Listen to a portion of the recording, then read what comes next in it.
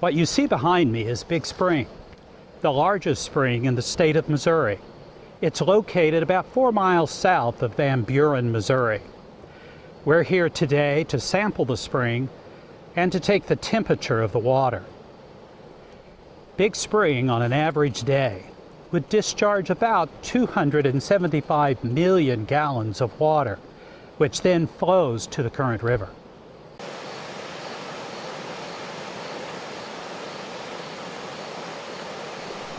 The water comes from sinkholes, losing streams, and underground caves.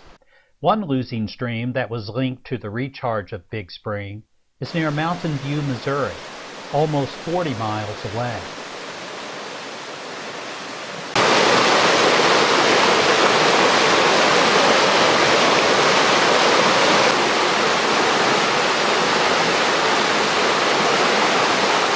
This really is an amazing sight. A whole river that just comes flowing up out of the ground.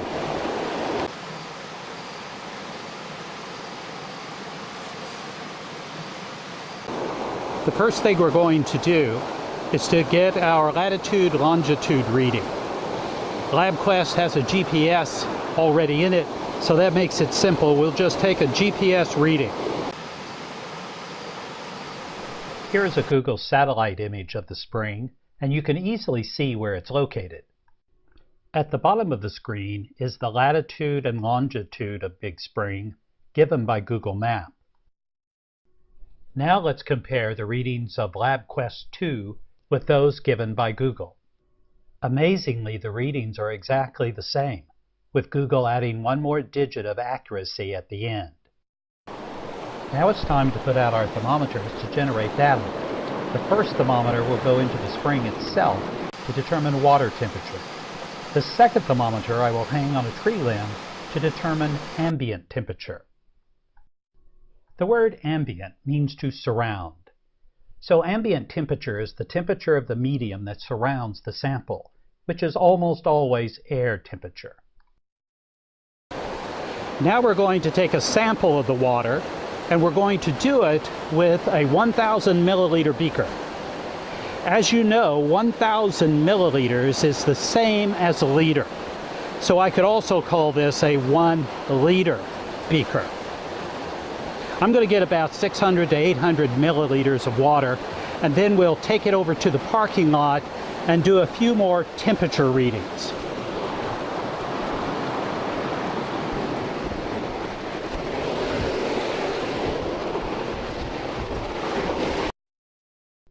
It is always good to take a still photo and mark where you took the sample. You can then attach the photo to your sample worksheet. Now we'll hook everything up and get ready to take some readings with the LabQuest 2 temperature probe and the Logger Pro software. I will give the thermometers a few minutes to adjust before I take the readings. In the meantime, let's do a quick review of temperature scales. The Fahrenheit scale is the one we're most familiar with, where water freezes at 32 degrees and boils at 212 degrees under 1 atmosphere of pressure. The Celsius scale is the one most often used in scientific work. It was set up so that 0 degrees would correspond with the freezing point of water, and 100 degrees would correspond with the boiling point of water under 1 atmosphere. The Kelvin scale is actually the SI, or metric unit for temperature. It is set up so that 0 Kelvin is at what's called absolute zero, a theoretical temperature where there is no movement of atoms or molecules.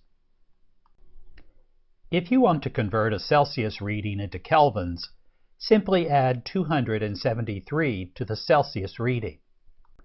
Also note that the Kelvin scale is not measured in degrees, but in segments or divisions called kelvins. Now it's time to look at our thermometers and to collect our data. The thermometer that was placed directly into the spring shows a temperature of 14.9 degrees Celsius, which is about 59 degrees Fahrenheit. Our ambient temperature is 20.5 degrees Celsius, which is about 70 degrees Fahrenheit. Now let's look at Logger Pro on the laptop. Here's what I see on the screen. First of all, notice that the temperature probe is showing 15.5 degrees Celsius. That's about 1/2 of a degree more than the temperature we saw on the thermometer that we put directly into the spring.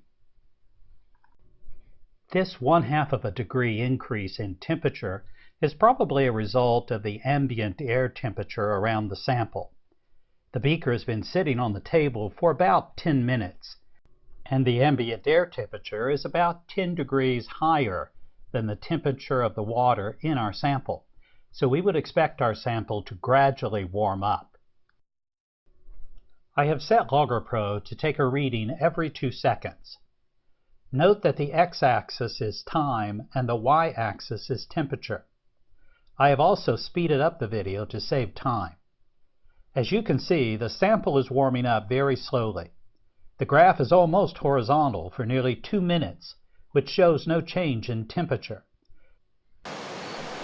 We will return to Big Spring in January to do more water quality monitoring.